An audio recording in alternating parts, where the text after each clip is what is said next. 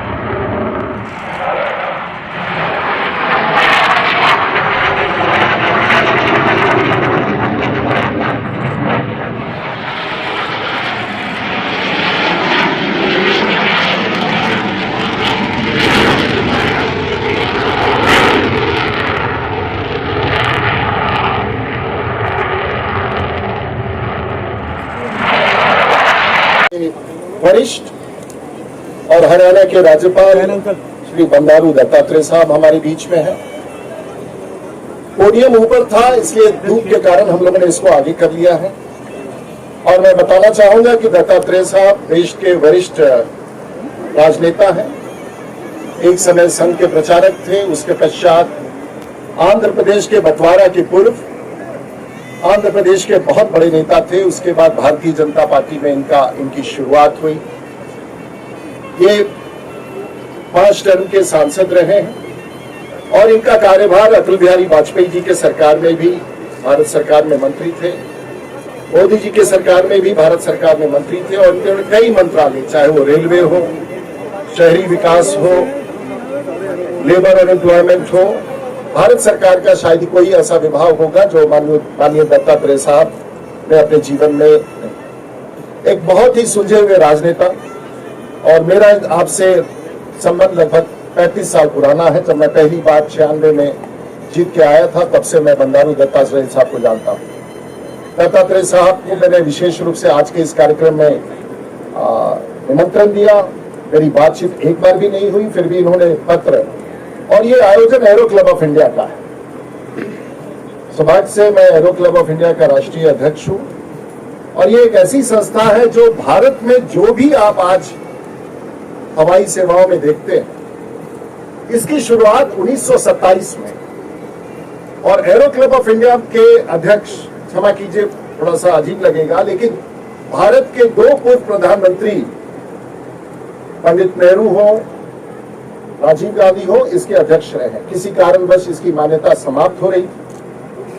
आज के तारीख में भारत की सरकार ने 75 साल के बाद पहली बार एक राष्ट्रीय नीति बनाया है एरो स्पोर्ट्स का। और मैं देश के प्रधानमंत्री श्री नरेंद्र मोदी जी का आभार व्यक्त करना चाहूंगा कि आने वाले पीढ़ी के लिए और आप सब जैसे नौजवानों के लिए जो हवाई जहाज में उड़ना चाहते हैं, उड़ाना चाहते हैं, देश के प्रधानमंत्री ने पहली बार आजादी के बाद एक राष्ट्रीय नीति की घोषणा की है जो एरो क्लब ऑफ इंडिया और एरो पॉलिसी ऑफ इंडिया बनाया है, जो सचमुच ताली और अभिनंदन का पात्र है देश के प्रधानमंत्री।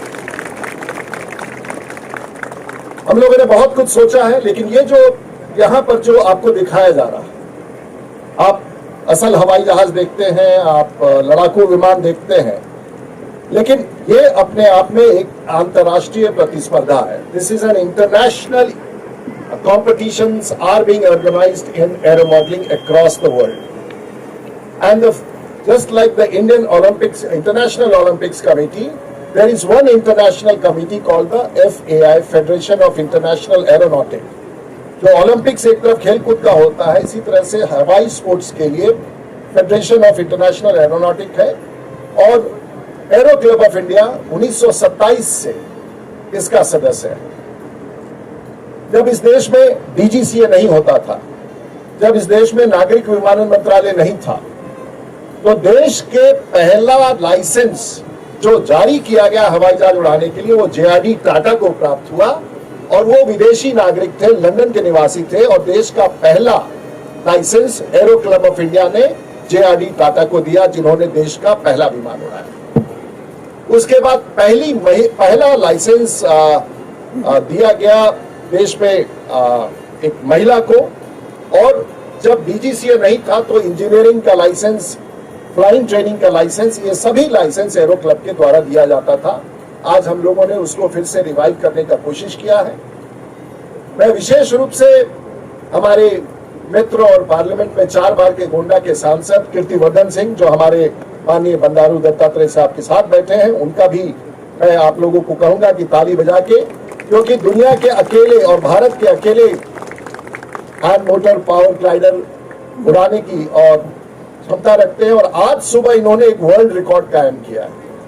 आज पहली बार एक सिविलियन क्षेत्र में एक सांसद ने, शीतल महाजन, जो दुनिया की एकमात्र पैरा जंपर, वो यहाँ बैठी है, जिसने दुनिया के 6 कॉन्टिनेंट पर, शीतल इधर आइए, 6 कॉन्टिनेंट पर शीतल ने, नॉर्थ पोल हो, साउथ पोल हो, मिड एशिया हो, दुनिया के हर, धरती के हर कोने पर, शीतल तुम्हारा आई, हर कोने पर इसने 5000 से 10,000 फीट की ऊंचाई से पैरा जंपिंग किया है। शीतल 6 वर्ल्ड रिकॉर्ड होल्डर है। और शीतल एक ऐसी महिला दुनिया में है जो साड़ी पहन करके भी 10,000 फीट ऊंचाई से हवाई जहाज से कूद जाती है। और उतना ही नहीं, शीतल महाजन एक ऐसी महिला है जो अपने जुड़वे 10 साल के 2 बच्चों को अपने कमर में बांध करके आसमान से कूद चुकी है, जो दुनिया में अकेला है। ये है शीतल महाजन, जो पूरे भारत के लिए प्रेरणा है। और मैं समझता हूँ बैंक में भी आज जो कीर्तिवर्धन साहब जो उनका था, आप सब तीनों आज पायलट दूसरे थे, इन दोनों ने, कीर्तिवर्धन ने वर्ल्ड रिकॉर्ड बनाया है और शिव यादव इनके इंस्ट्रक्टर है, वो भी मंच के सामने आ जाए। इन्होंने सुबह, क्योंकि मौसम हवा बढ़ जाने के बाद वो पैरा जंपिंग नहीं कर सकते हैं, इसीलिए उनको हम लोगों ने सुबह 6 बजे आज इस कार्यक्रम को किया। मैं उसके बाद थैंक यू, इसमें हमारे सीनियर थे, तो मैं बिहार से चल करके इस चंडीगढ़ में एक समय था, मैं ये बात आपके साथ शेयर करना चाहूंगा कि जब मैं यहाँ पहली बार आया तो कल रात को मैं मध्य मार्ग पर आ रहा था और मैंने अपने इंस्पेक्टर से पूछा कि यहाँ हरियाणा पंचायत भवन कहाँ है, तो बोला कि आजकल वो यूटी गेस्ट हाउस हो गया है। और हरियाणा पंचायत भवन में जब मैं पटना से निकल के आया था तो 8 रुपए में 2 रात में, पहले कॉलेज में एडमिशन लेने से पहले मैं हरियाणा पंचायत भवन में मध्य मार्ग में था, जो किसी ने नहीं देखा है। और वहां से मेरी शुरुआत हुई, मैं डीएवी कॉलेज में यहाँ एडमिशन लिया, उसके बाद मैं गवर्नमेंट कॉलेज में गया और वहीं से मैं राजनीति की शुरुआत हुई। और मैं गवर्नमेंट कॉलेज सेक्टर 11 का 1978 में वहां का प्रेसिडेंट बना, सर, स्टूडेंट यूनियन का, पहली बार बाहर से आया हुआ व्यक्ति मैं पहली बार। उसके बाद मैं पंजाब विश्वविद्यालय में गया सर, और आज मैं जहां तक पहुंचा हूं उसमें पंजाब विश्वविद्यालय के लॉ डिपार्टमेंट से मैंने लॉ किया और मैं यहाँ 2 साल पंजाब विश्वविद्यालय छात्र संघ का महामंत्री बना, जो अपने आप में एक बिहार से आकर के यहाँ इतिहास बना है। और अभी भी मेरा स्टूडेंट सेंटर पर वो नाम लिखा हुआ है और जूही वहां पर का कॉफी जो पिलाता है वो भी हमारा पुराना परिचित है, मैं वहां से हूँ। हमारे एसपी साहब भी लॉ डिपार्टमेंट के मेरे जूनियर हैं, सुमेर प्रताप सिंह साहब। उसके पश्चात सर मैं बिहार लौटा और वहां विधायक बना 26 साल की उम्र में, और अब मैं सातवीं बार पार्लियामेंट में हूँ। तो ये मेरी लंबी यात्रा राजनीति का पंजाब विश्वविद्यालय से शुरू हुआ और ये जितने मित्र हैं, दुष्यंत के पिताजी और बाकी सब लोग मेरे साथ, चाहे वो मनीष तिवारी हो या शैलजा हो या कई सारे लोग हैं। लेकिन एक और बात, ये एनसीसी के बच्चे यहाँ हैं, मुझे फ्लाइंग का शौक था और मैं एनसीसी में बेस्ट कैडेट चुना गया और मैंने एग्जाम पास किया। और 1978 में मैं पटियाला रोज चंडीगढ़ जाता था, कॉलेज से साइकिल लगाता था बस स्टैंड पर, वहां से सिटी बस लेके पटियाला जाता था, पटियाला से फिर वो फ्लाइंग क्लब में जाता था और मैंने फ्लाइंग वहां शुरू की थी। लेकिन दुर्भाग्य से वहां एक एक्सीडेंट हो गया चीता और पुष्पक में, और उस समय कॉन्टैक्ट वाले पुष्पक विमान होते थे। मैंने 3 घंटे की फ्लाइंग की, उसके बाद फ्लाइंग बंद हो गया। उसके बाद मैं बिहार में एमएलए बना, मैं वहां भी फ्लाइंग करना चाहता था, तो लालू प्रसाद जी उस समय मुख्यमंत्री थे, उन्होंने मेरा फाइल रिजेक्ट कर दिया एमएलए के रूप में, मुझे वहां भी नहीं मौका मिला। उसके बाद मैं एमपी बन गया, भारत सरकार में आ गया, मैं देश का नागरिक विमानन मंत्री बन गया, सिविल एविएशन मंत्री बन गया, लेकिन मुझे फ्लाइंग का एडमिशन बिहार में नहीं मिला। और 2004 के बाद जब मैं सिविल एविएशन मिनिस्टर से हटा तो बिहार में जाके मैंने फ्लाइंग शुरू की और 50 साल की उम्र में देश का सबसे ओल्डेस्ट मैन हूं जिसको कमर्शियल पायलट लाइसेंस दिया गया है। मैंने वर्ल्ड रिकॉर्ड, भारत में का रिकॉर्ड बनाया कि oldest man to get a CPL in India, and that is the inspiration for everyone to my left and to my right, that even at the age of 50 you can get a CPL and you can start flying a big jet like A320, and that's the inspiration which we want to hold. मेरे बहुत प्रिय मित्र और पूर्व मंत्री, अभी सांसद श्री राजीव प्रताप रूडी जी, श्री कीर्तिवर्धन सिंह जी सांसद, श्री कुमार अहमद संयोजक ji, aero club of India, captain Ashutosh Shekhar ji और प्रशासनिक अधिकारीगण एवं विभिन्न विद्यालयों के आए हुए एनसीसी कैडेट्स और सभी पूरे विदेशों से भी आए हुए बहुत से सभी हमारे संगठनों के जो सभी लोगों को एरो मॉडलिंग फेलोशिप ये इंदौर में पेश करके हमारे राजीव प्रताप रूढ़ी जी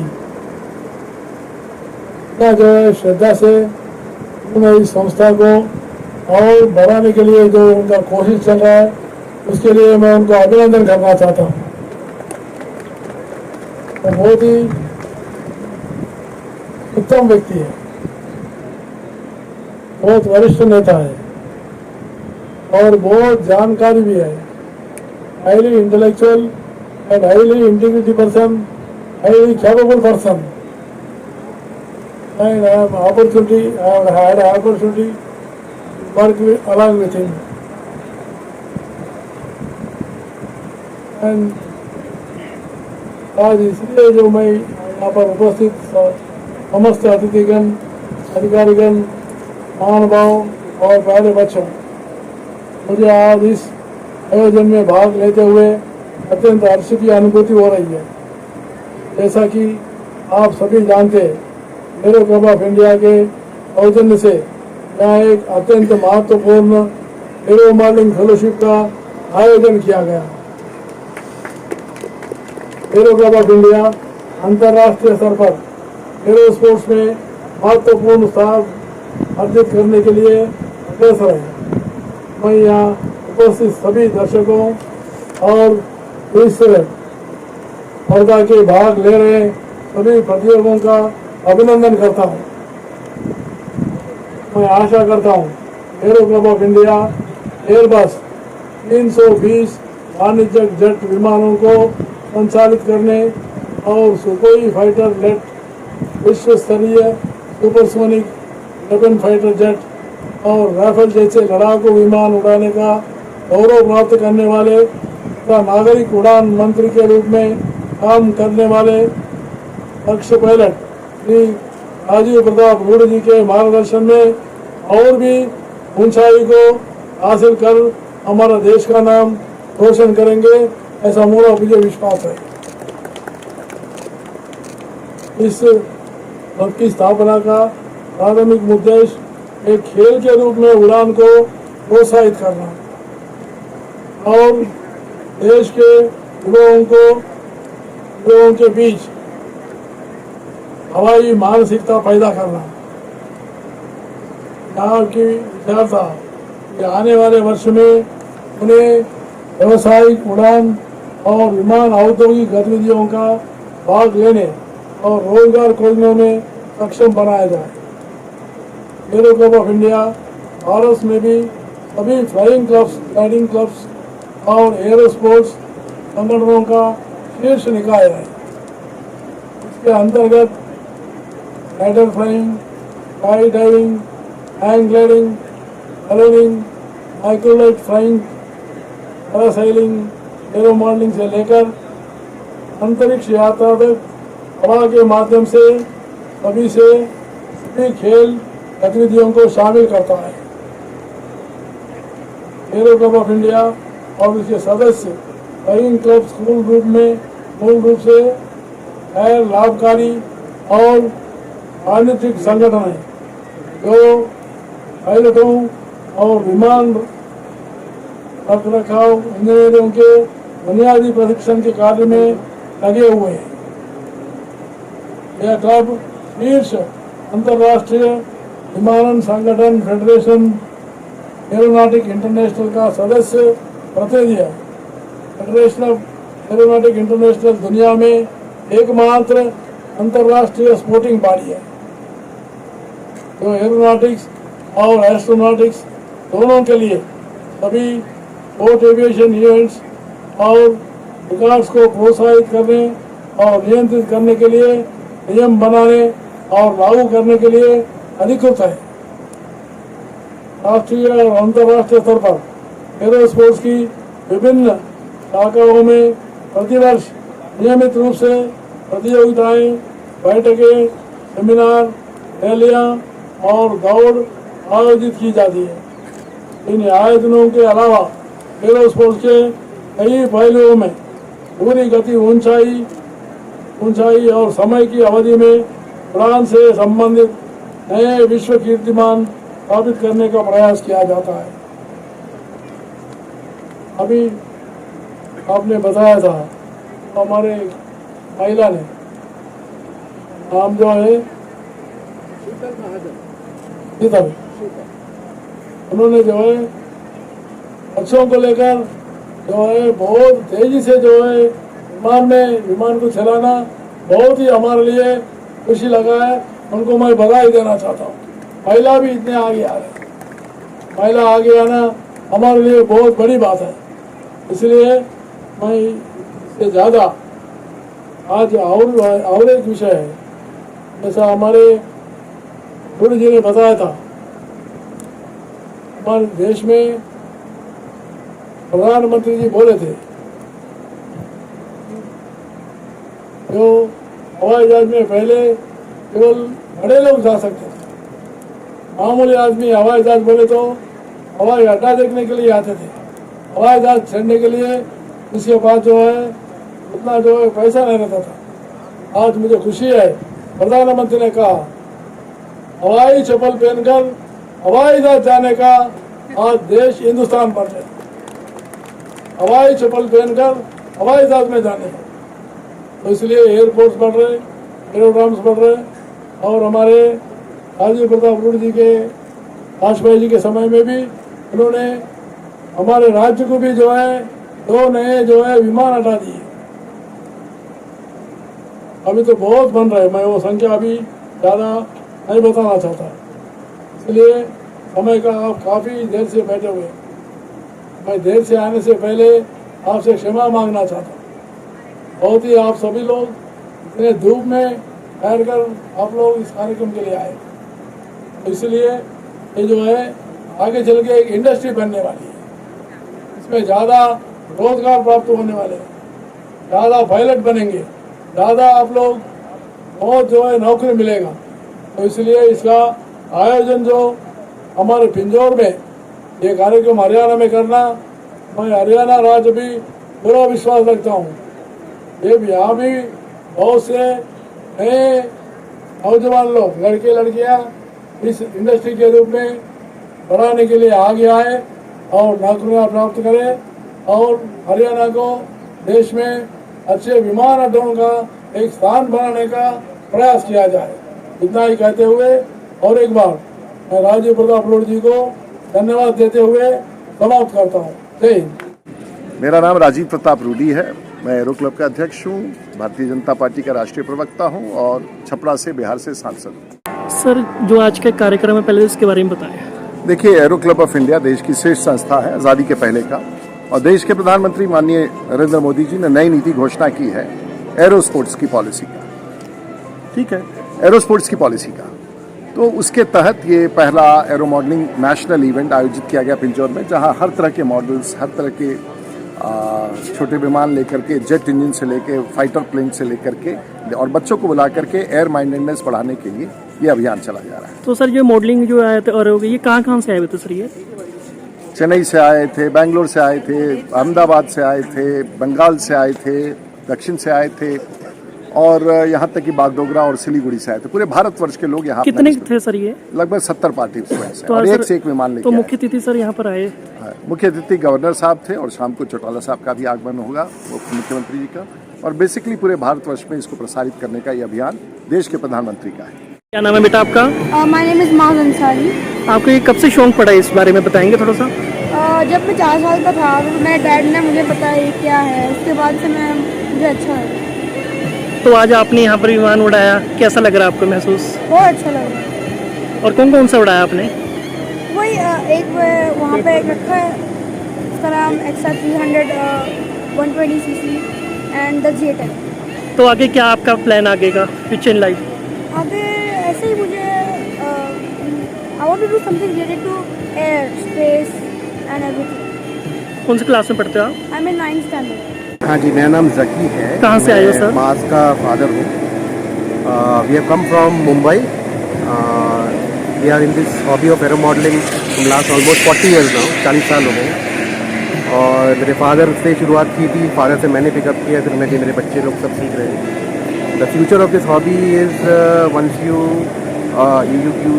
you can learn so many things, anything from aerodynamics to electronics to mechanical, सारी फील्ड कवर करती है। तो इससे क्या होता है, बच्चों को एक्सपोजर मिलता है और वो आगे जाके अपना फ्यूचर क्या करना है, किस फील्ड में जाना है, बहुत सारी चीज़ें उनके लिए ओपन अप हो जाती है।